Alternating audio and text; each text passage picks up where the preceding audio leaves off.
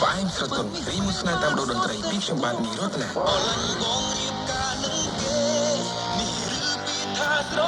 មាននៅវិទ្យុហងមេ FM 104.5កំសាន្តប្រកបដោយចំណេះវាសនាអត់ដូចគ្នាទេពេលខ្លះ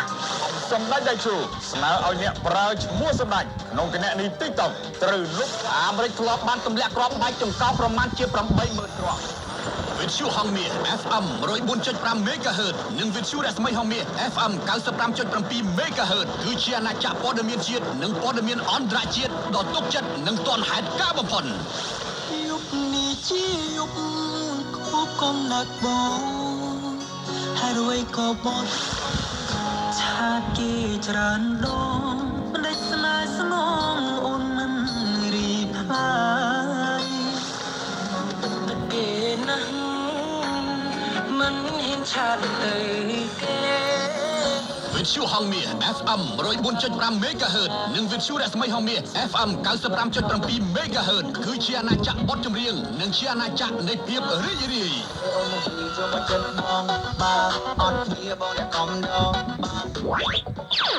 អូពិតជាអស្ចារ្យមែនស្ដាប់វិទ្យុដូចមើលទូរទស្សន៍ស្ដាប់វិទ្យុដូចបានទៅមើល concert ផ្ទាល់ចឹង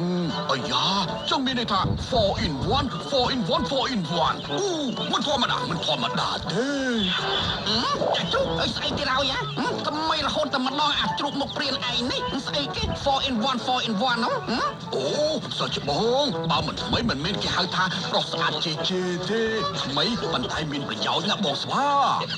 ក្រែងណាស់ប្រុសស្អាតជេជេស្អីអាជ្រូកបាជេកុំអូកាឡាច្រើនប្រាប់មកអញ្ចឹងចាំស្ដាប់នៅសុចបងឥឡូវនេះបើវិទ្យុហងមាស FM 104.5 MHz និងវិទ្យុរស្មីហងមាស FM